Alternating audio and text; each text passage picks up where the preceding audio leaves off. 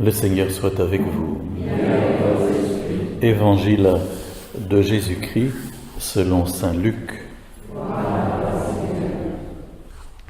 En ce temps-là, Jésus disait à ses disciples, « Un homme riche avait un gérant qui lui fut dénoncé comme dilapidant ses biens. Alors il le convoqua et lui dit, « Qu'est-ce que j'apprends à ton sujet ? Rends-moi les comptes de ta gestion, car tu ne peux plus être mon gérant. » Le gérant se dit en lui-même, « Que vais-je faire, puisque mon maître me retire la gestion ? Travailler la terre, je n'en aurai pas la force. Mendier, j'aurai honte. Je sais ce que je vais faire pour qu'une fois renvoyé de ma gérance, les gens m'accueillent chez eux. » Il fit alors venir un par un ceux qui avaient des dettes envers son maître. Il demanda au premier, « Combien dois-tu à mon maître ?» Il répondit, « 100 barils d'huile. » Le gérant lui dit, « Tiens, voici ton reçu, vite assieds-toi et écris 50. » Puis il demanda à un autre, « Et toi, combien dois-tu » Il répondit, « 100 sacs de blé. » Le gérant lui dit, « Voici ton reçu, écris 80. » Le maître fit l'éloge de ce gérant malhonnête, car il avait agi avec habileté. En effet, les fils de ce monde sont plus habiles entre eux que les fils de la lumière. Eh bien, moi je vous le dis, faites-vous des amis avec l'argent malhonnête, afin que le jour où il ne sera plus là, ces amis vous accueillent dans les demeures éternelles. Celui qui est digne de confiance dans la moindre chose est digne de confiance aussi pour une grande. Mais celui qui est malhonnête dans la moindre chose est malhonnête aussi dans une grande.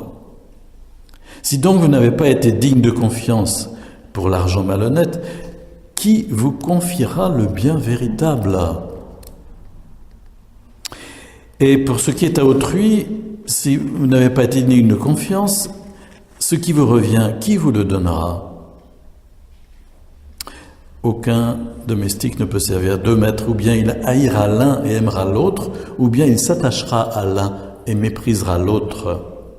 Vous ne pouvez pas servir à la fois Dieu et l'argent. Il y en a des choses malhonnêtes et crapuleuses dans le passage de l'Écriture que nous écoutons ce matin, n'est-ce pas ? Vous avez remarqué dans la première lecture, le prophète Amos, quelques siècles avant Jésus-Christ, vitupère à propos de tous ceux qui n'ont comme objectif que d'amasser le plus possible d'argent, y compris en faussant les balances, comme il est dit, et en se débrouillant pour augmenter les prix, etc. Enfin, des choses que nous connaissons encore aujourd'hui. Et il vitupère contre l'injustice, comme on le disait en ouverture de notre célébration, mais aussi contre la malhonnêteté. Et il dit Dieu voit tout cela, et ce n'est pas la volonté de Dieu, et ce n'est pas une façon de faire conforme à la parole de Dieu. Le Seigneur le jure, non jamais je n'oublierai aucun de leurs méfaits. Bon, voilà un passage qui nous secoue un peu, qui nous pose une question et qui nous renvoie à nos propres pratiques personnelles aussi, mais aussi aux pratiques de la société. Et à notre absence d'engagement ou à notre engagement pour une société plus juste et plus conforme à l'Évangile et à la doctrine sociale de l'Église.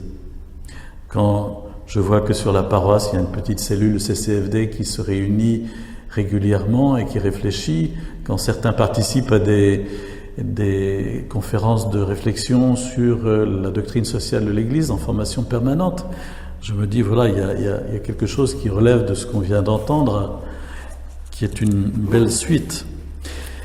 Quant à l'Évangile, c'est vraiment une petite histoire inventée par Jésus pour, là encore, nous poser la question de notre utilisation de l'argent. Vous avez remarqué cette histoire de gérant malhonnête. Il faut quand même savoir qu'à l'époque, probablement, dans un domaine, le gérant n'avait pas de salaire à proprement parler, donc il se payait lui-même en augmentant les quantités qui avaient été achetées dans le domaine. Voilà. Donc il était devant le fait que, par ailleurs, il a fait sans doute quelques crapuleries et qu'il est découvert par son maître. Il a cette intelligence de se dire je vais renoncer à ma commission, je vais faire venir les gens qui doivent et je vais renoncer à ma propre commission. Et c'est ce qu'il fait. Pourquoi ? Pour se faire des amis pour la suite. Et c'est ce que Jésus veut souligner, c'est la pointe de la parabole, en vue de... Le maître fit l'éloge de ce gérant malhonnête. Il avait agi avec habileté. Voilà, l'habileté, l'astuce dans l'utilisation de l'argent. C'est cela qui est souligné dans la parabole. Et donc, au fond, ça nous renvoie quasiment à une autre parabole, Matthieu chapitre 25. Vous savez, j'avais faim, vous m'avez donné à manger, j'étais nu, vous m'avez vêtu. C'est-à-dire que dans celui qui n'a rien, il y a la présence de Jésus. Et l'utilisation de notre argent doit aller à Jésus, à son royaume. Et il nous faut de l'astuce et de l'habileté dans l'utilisation de notre argent pour le faire servir au royaume de Dieu et à Jésus. C'est cela qui nous est dit.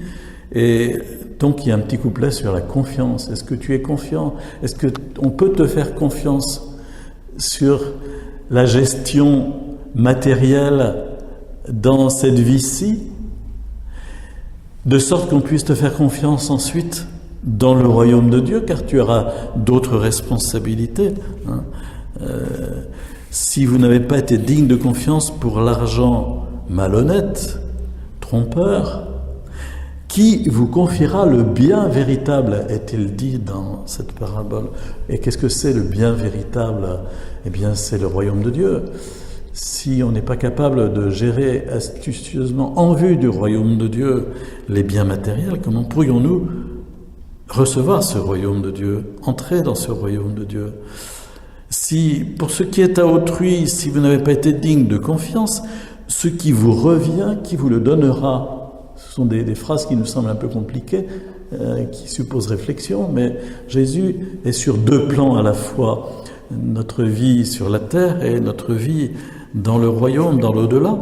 Et il nous dit, mais les deux sont imbriqués, et donc aujourd'hui, tu dois vivre en fonction du royaume de Dieu et ne pas amasser l'argent pour toi, garder l'argent pour toi et vivre pour l'argent. Nul ne peut servir Dieu, maître.